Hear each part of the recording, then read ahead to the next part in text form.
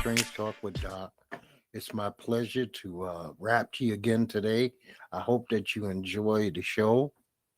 And I appreciate all those who have tuned in recently. I see my numbers have went up even on YouTube. It's not a lot, but for me, it's a lot. It means a lot. I appreciate it. I wholeheartedly appreciate it. Now, this is a podcast where I talk about sports news, politics a little bit, uh, what's going on TV, entertainment, stuff like that. But you won't get Jada and Will here, people.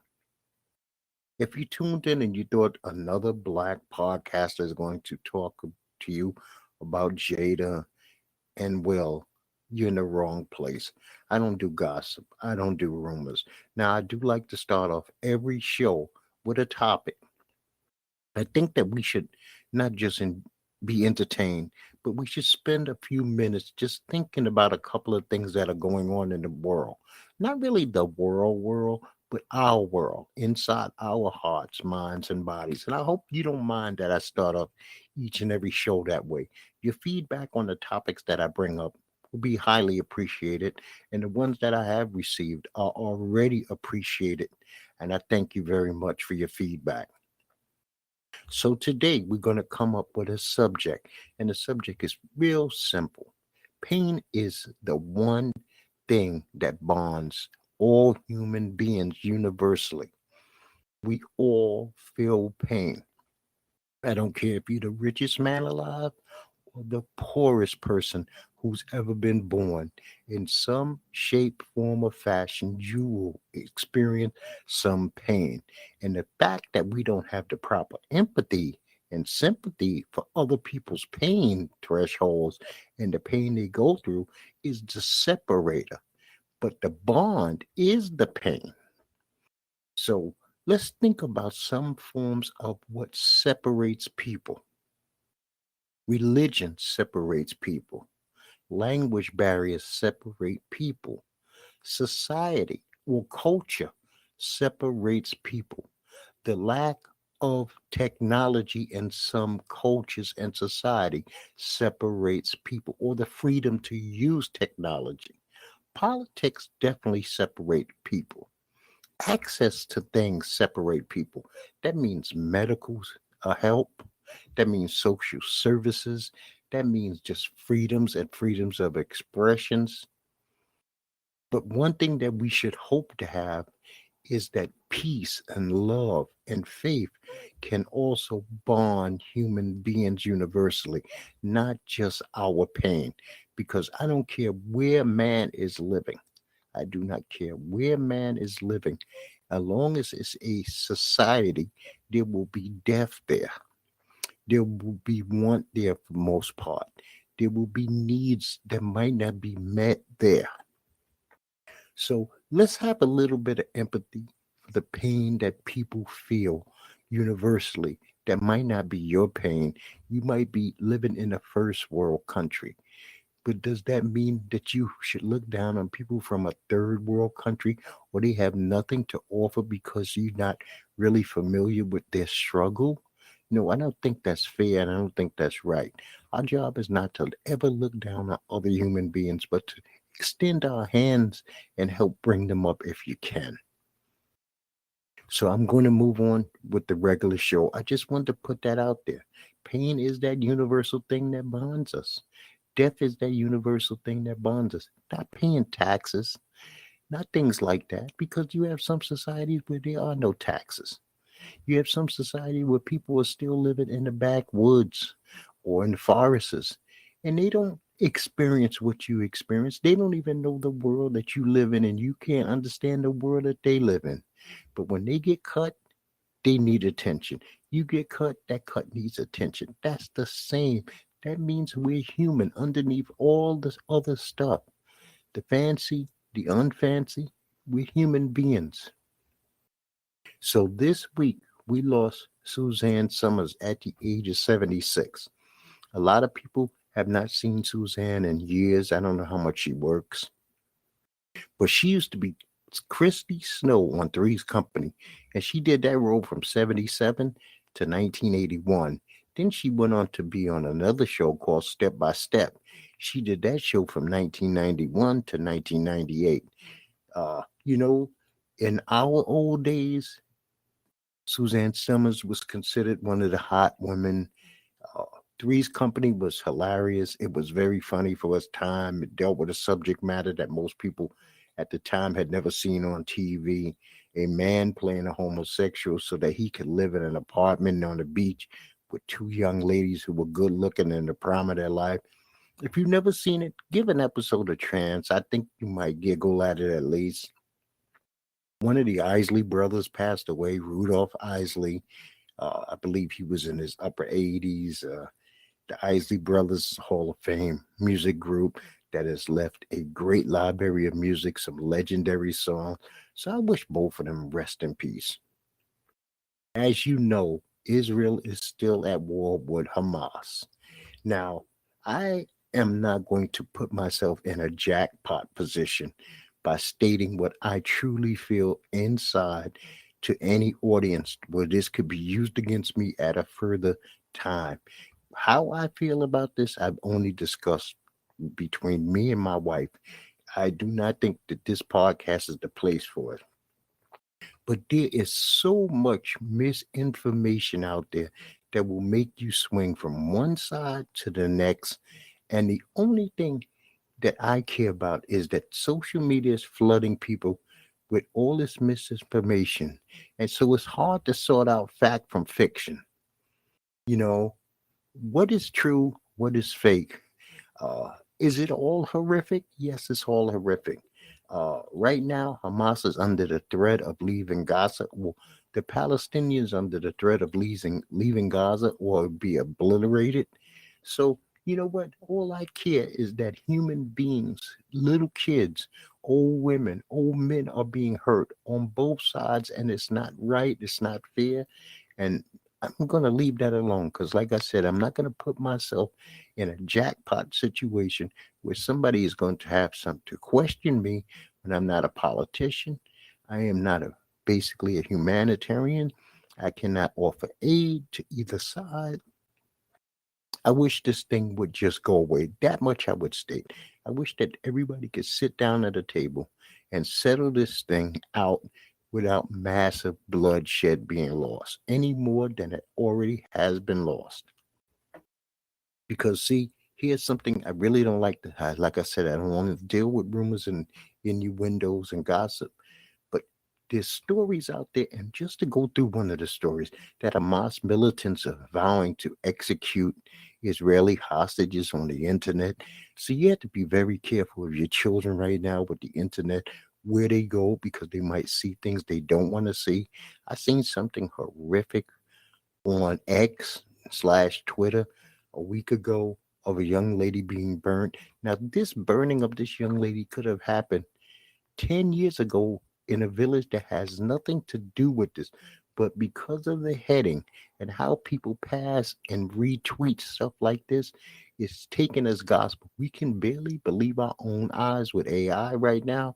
So be careful what you believe, how it sways you, what it makes you say publicly at work, at school, and to your friends, because you could be dead wrong. You could have the wool pulled over your eyes, not knowing fact from fiction. So be vigilant and do your due diligence on this subject matter. This is a sensitive matter. So George Santos faces 10 new federal charges, including allegations of stealing donors' identities, running up fraudulent credit card charges. This is a congressman who already, he has now had a 23 count indictment. These 10 new counts, plus the 13 counts that he had previously. We have an ex president with a gazillion counts. We got a sitting Republican congressman with 23. The Senate could have voted this guy out a long time ago, but the 100% of the House Republicans blocked that vote. Now, this embarrassment is coming back to face him. This dude can be convicted. I mean, could you imagine? You donate because you believe in somebody. You trust somebody who's going to do the right thing and they steal your identity and run up your credit card bills? Horrific. So if you've heard me over the last couple of weeks, I've been bringing up the Morgan State University shootings that happened on 10/3. Well, they finally arrested a kid. One was 17 years old. And as of right now, they're looking for another 18-year-old called Javane Williams. I hope that this kid gets his day in court. We'll see how that turns out.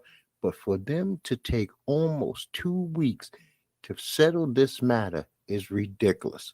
First of all, how is security letting a 17 and 18-year-old on campus, probably without identification? If they were on campus, they should have signed in as a visitor, and then that visitor should have been ID'd because it would have been easier to link up those pictures, which were very clear of the suspects. You know what? Like I said, I feel horrible for the students who were shot. I don't know the circumstances behind it, but it's a horrific thing to take a bullet. It's a life changer, people. So Powerball had a winner last week. On 10/13, Powerball Saturday had a winner, and it was for $1.73 billion. But unfortunately, California won again. 5 out of the last 10 major jackpots have all been won in the state of California. So you know how people run with stuff like that. They get all, hey, conspiracy this, conspiracy that. Because a lot of these funds do go back into the state system. And why is it always California? I wish it could have been me, but it wasn't me, so life moves on. So I watched a little TV, not a lot of TV. I watched The Irrational. That show dealt with a plane crash. The circumstances of the plane crash, was the pilot at error? Did the pilot do this on purpose? It was a very interesting episode. I also watched American Horror Story. Now, American Horror Story is so bad this season, so bad that I literally have to finish off the season just to see where it goes. I'm doing this out of spite to myself, not because I'm enjoying it, but out of spite. So every episode they want to do something that kind of shocks you. Her, the main character with blood, uh, uh, what do you call that? A woman is pregnant and she miscarriages, so they have bloody crotch scene. This episode had her eating a rancid, dead, maggot-filled, dead raccoon, just to shock and amaze you. I mean, really no story behind it, but we'll see where it goes from there. Saturday Night Live has returned for the people who do not know. I believe some Spice Ice was the musical guest. Pete Davidson was the host. Have I watched the show as of yet? No. I'll probably be watching it this morning before I get into my sports talk TV. But just to let you know, if you haven't known, Saturday Night Live has returned after a long layoff with the strike and everything. So the USADA announced they're ending their partnership with the UFC. And Conor McGregor is going to re-enter the testing pool. Conor McGregor, you cannot convince me right now, him or Logan Paul have clean bodies.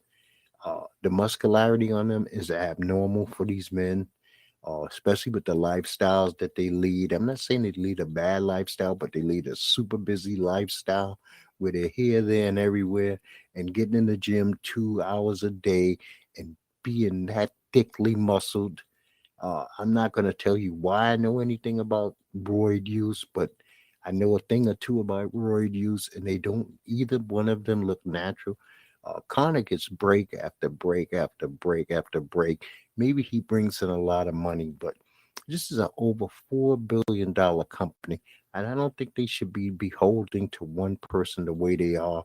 I mean, I don't know who they're gonna do to get their to do their anti-doping testing, but I don't think it's fair. And if one day, God forbid, UFC has a roid freak kill somebody in the ring, it's going to be on their heads. We had a UFC card, by the way, this weekend, and the headliner was Edson Barbosa versus Sadiq Youssef. This was a very good fight. Barbosa won by unanimous decision. I thought the points were a little too much in Barbosa's favor. I thought it was a little closer. It should have been a little closer on the cards. Sadiq went at him in the first round, rocked him hard. I mean, it was a good bout. Sadiq learned some lessons. He was in there with a veteran, 13 years experience, who took him into some deep waters because he had never experienced the fourth and the fifth rounds. So this is a learning experience. I expect Sadiq to actually get better as time goes on. Jennifer Myers fought Viviana Arroyo, and Arroyo won by unanimous decision. That was an entertaining fight at periods. At periods, Arroyo just likes to sit and hold you and, just be in dominant position and really do nothing, but it was all right. Jonathan Martinez fought Adrian Yanez or Yancey. And you know what? He came up with the proper pronunciation, and I blew it. And you know what? Some of these names are so hard for me from the UFC. But Martinez defeated him in his third round with leg kicks. Leg kicks. Jonathan Martinez is one of only three people in the history of the UFC to have multiple stoppages due to leg kicks. I would never want this guy to kick me, that's for sure. Michael Pereira beat Andre Petrowski by TKO of 106 in the first round. He just ran through him. Pereira moved up in weight to 185. He looked really good doing so. Maybe he'll be happy there as long as he doesn't do all those antics of flips, cartwheels, and nonsense like that, dancing in the ring and being gassed out by the middle of the second round. I think he'll be fine. Christian Rodriguez defeated Cameron Seaman by unanimous decision. Darren Elkins defeated TJ Brown rear naked choke 223 of the second round. Terrence McKinney ran through Brendan Marat 20 seconds of the first round. And when I mean ran through him, it was like basically the first punch, drop, bing, bang, boom, it's over. Ashley Yoder lost to Emily Ducati by unanimous decision. This was an all right card. I would say this was an all right card. Something to write home about? No, but it was entertaining enough. Now, next week, we have the lightweight championship, UFC. I believe this is from Abu Dhabi. Israel Makhachev was supposed to fight Charles Do Bronx Oliveira. Alexander Volkanovski is going to replace Charles Oliveira in this title match. Then your co-main event is Kazmat Chimaev versus Paulo Santos. But Paulo Costa had to be pulled from the fight due to an injury. So Kumar Usman is taking his place. So the main event and the co-main event both had to have tweaks to them due to injury to both of the combatants. On this card, you also got Johnny Walker going up against Magomed Ankalaev. Wally Alves is going up against Agram Aliskov. Said Magomedov is going up against Moon Garavar. Tim Elliott is fighting Muhammad Maskav. Muhammad Yaha is taking on Trevor Peak. Mike Brennan is taking on Ashlo Jabi. Sarah Magavel is taking on Bruno Silva. Jinyu Fry is taking on Victoria Dukalovich. I told you these names are not easy in the UFC. As much as I watch, you would think they would be stuck in my memory bank, but this is like not muscle memory, being able to say some of these Muslim/Russian names. But this is a pay-per-view event. The prelims are going to be on ESPN Plus, but the main card is going to be on pay-per-view from Abu Dhabi. I hope you enjoy it. Like I said, I just gave you the rundown. It should be interesting. And by the way, Islam Makhachev versus Alexander Volkov is their second time going at it. Alexander Volkanovski is a beast, people. He moved up in weight to take this bout. He put on a hell of a show the last time. Would I be surprised if he's a double champ and beat Islam? No, I would not. So I'm going to actually go for him in this bout. Kazmat Chimanov versus Kamal Usman. I want to see what Usman looks like coming out of a defeat. He was knocked out for his title. Uh, Hold on. When he lost to Leon Edwards, originally he was knocked out in the first fight. The second fight, I think he just lost in decision. I want to see if he does a little bit more to make these two guys make it into a wrestling match. I don't want a 5-minute wrestling match because whoever wins this fight should be back in line for the title championship in the middleweight class. So we have baseball. We're in the playoffs. Houston Astros, for the 7th straight year, beat Minnesota to go to the ALCS. Atlanta lost 3-1 to Philadelphia. As a matter of fact, Houston swept Minnesota. Atlanta lost 3-1 to Philadelphia, 3-1. Baltimore lost to Texas and got swept by the Rangers. And the Rangers are going to be going to the ALCS for the first time since 2011. The Dodgers got swept by Arizona.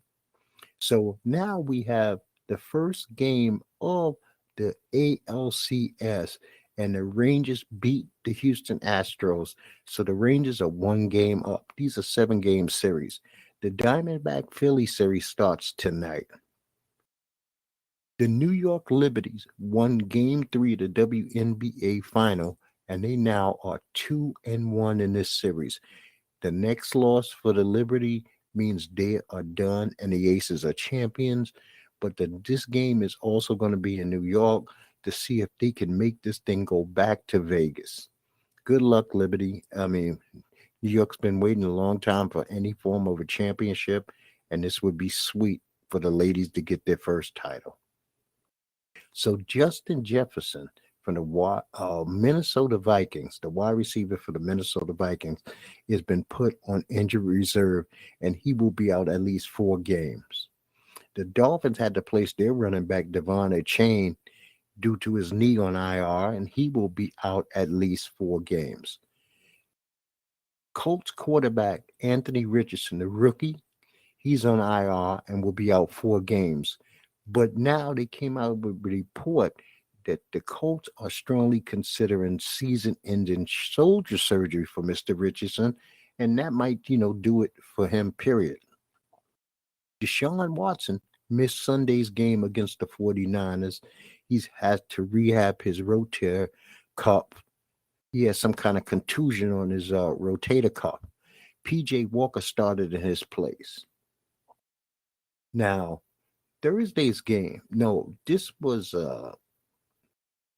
Sunday's game from England. Lamar Jackson threw for a touchdown, and Tucker kicked 6 field goals, and the Ravens beat the Titans in London 24-16. Tua Tagovailoa threw 3 touchdowns, and he rallied the Dolphins past the Panthers 42-21. The Panthers started this game off hot. I thought that they had Miami on their heels, but Miami turned things around quickly, and they said, hey, watch it, little boy. We grown-ass men over here. You can't handle this smoke. The Jaguars beat the Colts and Garner Minshew 37-20. It's their 9th consecutive home victory for the Jaguars in this series against the Colts. Kirk Cousins threw for a touchdown. Jordan Hicks returned to fumble 42 yards for a score, and Minnesota knocked Justin Fields out of the game and beat the Bears 19-13. The Raiders held off the Patriots 21-17, but lost Jimmy Garoppolo, to back injury. Garoppolo gets hurt weekly, people. Cooper Kupp and Karen Williams scored second-highest touchdowns in the Rams' 26-9 win over the Cardinals. Jared Goff threw for 353 yards, 2 touchdowns, to lead the now 5-1 North NFC division leading Lions over the Buccaneers 20-6. Brees Hall ran for a touchdown. This kid Adams had an INT late in the fourth quarter, and the Jets shocked the Eagles 20-14. This was a really bad loss. Jalen Hurts had 3 interceptions. The Eagles are no longer undefeated. And it also broke the record of the Eagles owning a 12 and zip record against the Jets. The Jets are now 12-1 against the Eagles. They can no longer say that we have dominated and owned this team forever and we have never suffered a loss. The Jets, who did nothing but play dominant defense, the offense stunk. If you really think about it, other than that gimme touchdown at the end to Hall, the Jets had just kicked field goals after field goals. The Buffalo Bills hung on barely, and I mean barely, to beat the Giants 14-9. Tonight you got my Cowboys versus Los Angeles Chargers on Monday Night Football. Now I want to wrap up this week by saying San Francisco lost their game. San Francisco had a chance to win this game, but the field goal kicker, who has one job, this was not like it was a 60-yard field goal. This dude missed a field goal that could have won the game, and I don't think this was maybe a 40-yarder, 45-yarder at the best. The conditions wasn't bad. I mean, it's a damn shame that these guys go out there. And San Francisco took a beating.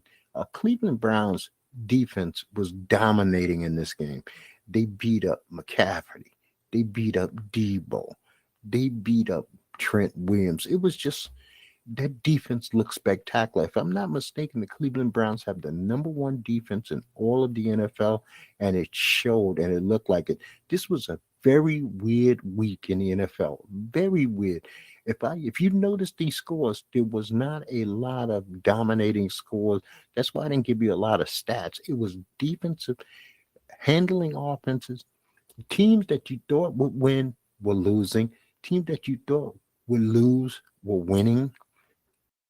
So both teams that were undefeated, which were San Francisco and Philadelphia, lost to what I thought were inferior opponents, but any given Sunday, because the Jets won and Cleveland Browns won. And Cleveland Browns won with a backup quarterback.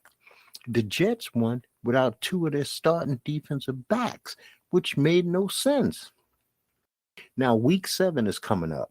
And in week 7, the bye teams are the Carolina Panthers, Cincinnati Bengals, Dallas Cowboys, Houston Texans, New York Jets, and Tennessee Titans. Thursday night game, you got Jacksonville going into New Orleans. I'm taking Jacksonville to win this game. You got the Raiders going into Chicago. And I forgot to mention, Justin Fields got dinged up again. I don't know if he's going to be out. I'm going to take the Raiders. It depends on if Garoppolo returns, but they should handle the Bears. The Cleveland Browns defense is too much for Indianapolis. Even though Indy's at home, I'm taking the Cleveland Browns to win this game. The Buffalo Bills will do enough to beat the New England Patriots. New England is really bad, people. Washington Commanders are going into New York to play the Giants. I think the Commanders just have too much offense. At least they have an offense. New York has zero offense. Saquon Barkley did return last night, but we don't know if Daniel Jones will be back. So Tyrod Taylor can't be trusted, so I'm taking Washington in this game. The Atlanta Falcons are going into Tampa Bay. Tampa Bay is a decent team. They didn't get blown off the field against Detroit, which is a solid team. But Atlanta's going to play you tough. Atlanta's going to play you hard. But I'm going to take Tampa Bay at home in this game. Detroit Lions is going into Baltimore to play the Ravens. I'm sticking with Detroit. The Ravens are schizophrenic. I don't like how they're playing. I don't like how they're looking. I don't know what you can call them. You can't call them a passing team. You can't call them a running team per se. I don't know how their offense clicks. It's Justin Tucker's foot and a couple of runs here and there by Lamar Jackson, and that's not going to be enough to beat a Detroit Lion team. The Pittsburgh Steelers are going into LA to play the Rams. I'm going to take the Rams to win this game. The Cardinals are going into Seattle to play the Seahawks. I'm going to go with the Seahawks at home. They should be out for revenge and vengeance since Seahawks lost this week. The Packers are going into Denver to play the Broncos. You know what? I'm going to take Denver in this game. I mean, it's just a hard one. Love is not playing very well. Denver stinks. This is a game I'm so glad I don't have to see, but I'm going to take the Broncos at home. And the Chargers are going to play their division rival, Kansas City Chiefs, in Kansas City. I'm going to have to go with Kansas City. One of these games, Kansas City's offense is going to have to look like Kansas City's offense. In a very good game, Sunday night, you got the Dolphins going into Philadelphia to play the Eagles. No way the Eagles have back-to-back bad games the way they did versus the Jets. I don't think the AFC East is going to dominate them, but this should be a highly entertaining game. You got Philadelphia's run pass offense versus the Dolphins run pass offense, but I give the advantage to Philly's defense. We shall see. The 49ers play Monday night versus the Minnesota Vikings. 49ers should be, as long as they can get McCaffrey back, as long as they can get Debo back, they should be able to run through the Vikings, who will not have Justin Jefferson. So I'm going to pick San Francisco 49ers to win this game. Pain is universal. That's that one thing that bonds all human beings. There's so many things, and we went through some of them that separate us. But the one thing that we can all relate to is pain, emotional, physical, psychological. It happens everywhere. It's going to happen almost to every human being. So it's a relatable situation, no matter the religion, the society, the culture, the lack of, the excess of money, means, ways, and things. It's the one thing, because we can't all say that we relate, because our religions are different. You could be on a block in New York City, and on that block, you could have 50 different religions. You understand? 50 different types of food, 50 different people going to emotional problems, but 50 different kind of emotional problems. I appreciate you. I really enjoy you taking your time out of your day to spend some of it with me. I always welcome your comments, your feedback, anything that you feel that you could offer by sharing, liking, commenting. I respect that. I enjoy that. I appreciate that. I appreciate you once again taking the time out of your day to listen to this total stranger that you have no reason to do so other than that you just did it. And I'm going to tell you, like I tell you each and every time, people, peace to you and peace to yours.